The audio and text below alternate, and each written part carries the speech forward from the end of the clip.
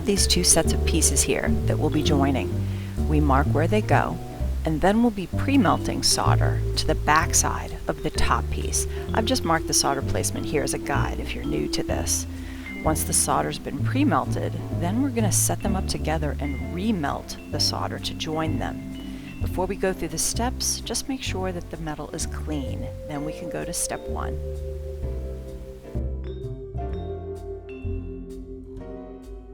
I marked on the back side here to show where I'm going to be melting pieces of solder. I also placed them both together like this, and I already marked with a Sharpie to indicate how it's going to go together when I join them. This one I've already done. I marked it with pencil. It doesn't really matter if you mark with pencil or with pen. The torch will burn these off. What you're trying to do when you melt the pieces of solder is you're trying to put just as many pieces of solder as you need, so that once these melt in the next step, once we're reheating them to join them together, then they're going to hit a flow point, which is where the solder spreads out. And then that's what's going to pull the two pieces together.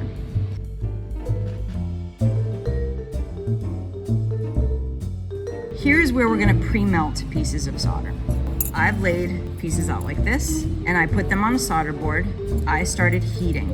So I dried out the flux. Then I got a little closer as soon as I could see my solder pieces, as soon as the flux had sort of melted to the next phase, which is sort of a dirty phase. Then I kept heating, and as soon as my solder pieces drop, as soon as they hit the melting point, take the torch away. Here, you're going to see that a couple of the pieces melted a little quicker, and they melted past the melting point. So this piece of solder right here is just fused on. These ones are a little bit past a fusing point, and then these ones, they've collapsed. What you don't want is to melt your solder past the melting phase on this first step, because all of these solder pieces are now a little too flat. When you go to join both of these together, you see there's a little bit of a space that's created in between them because the solder it's to the melting point, but it hasn't hit the flow point yet. This is going to help when we join them together, because when we heat them, the solder will hit the melting point and then it will hit the flow point. This top piece is going to drop, get more squeezed together, and get completely attached to the back piece.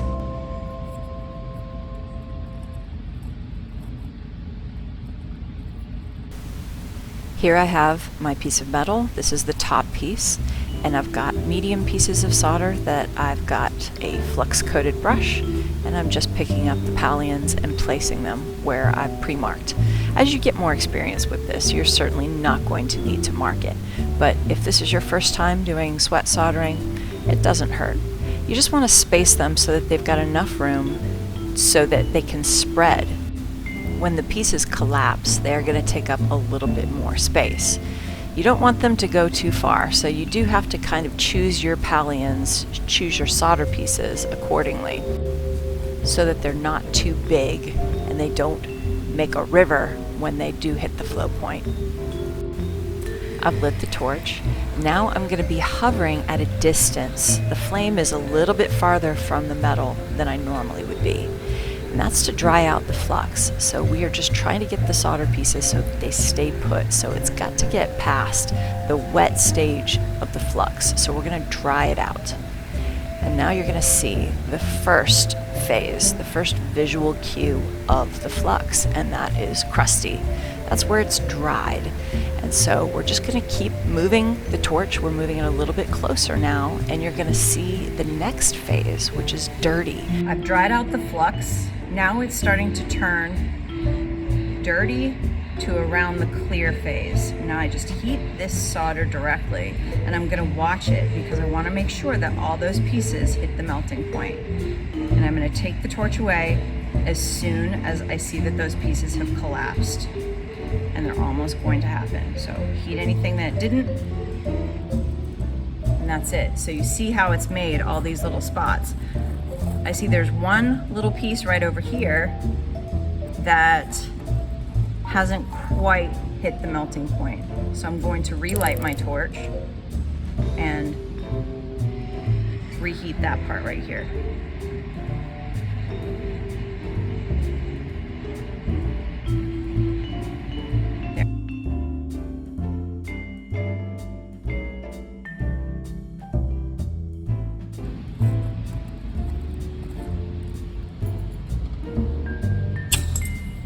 Quench it, drop it in the pickle. Now it's clean, I scrubbed it. We want to make sure that there's no extra fire scale on this piece. If you happen to use nickel for the top piece, you run into fire scale issues. Nickel needs to be left in the pickle for a lot longer in order to remove all this fire scale, because the fire scale acts as sort of a fence that keeps the solder from flowing. Now this is just an example of how dirty nickel can get, and if you use enough flux, it should stay pretty clean. But if there are fire scale bits all around your solder, what you can take is some coarse sandpaper. We use 150, and we just scrub away the fire scale. That should be enough to allow the solder to spread when it hits the flow point. Now, I've got my two pieces. So I have this back piece marked and I have this piece ready. So now I'm gonna be making a flux sandwich and setting it on a tripod. So now I put a decent amount of flux on the back side here, and then I'm also going to put flux on this piece too. It doesn't really matter if you go outside where the flux is supposed to be. It's also good to be able to see the flux as well, to see what state you're in. Carefully place it. When it's on the tripod, this is where you make sure that it's exactly where you want it to be. You'll need to dry out the flux when it's in this position on the tripod, because if the flux boils, if you heat it too quickly instead of gradually, this piece will move. It will either jump out of the way or it will slide out of the way. So you have to dry out the flux in order to keep it exactly where it's supposed to be. So I'm gonna start heating it from above, then I'm gonna heat it from below. Neutral flame. I start sort of with the torch a little bit farther back because I'm going to hover this torch, which means I'm keeping a little bit of a distance. Only the very tip of this flame is brushing against this metal. So now I'm going to see the flux go to the first stage, which is crusted.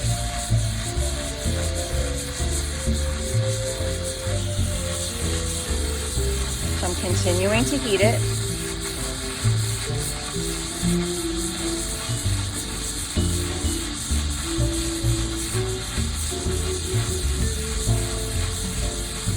I start to see some fire scale. Now I know that the flux is in a state where everything is going to get held together. So now I'm going to switch to heating it from underneath.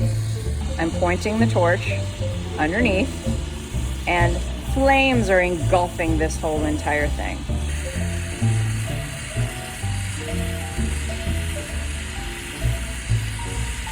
And when the solder gives way, you're going to see the top piece drop.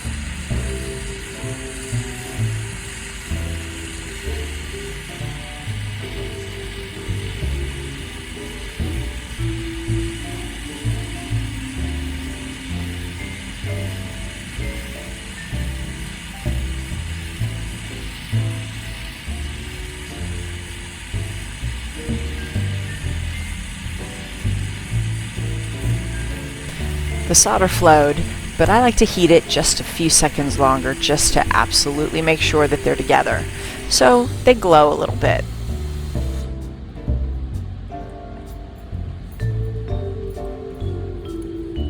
You wait for the redness to disappear, and then you can quench it.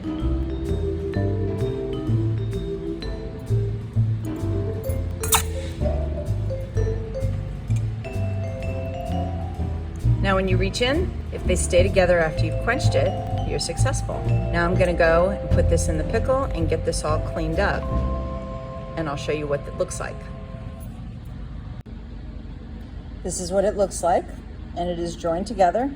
Because I'm using brass and copper, The brass gets a copper scale when it comes out of the pickle. So I am putting it in a solution which is called a bright dip. It's 1 part pickle and then 1 part hydrogen peroxide. I'm gonna let this sit for a little bit, and that should remove the copper scale from the brass in a few minutes. This is what it looks like now. I'm gonna leave it in for just a little bit longer, and then I'm going to scrub it. It's together, it's clean, and it's ready to be filed and finished.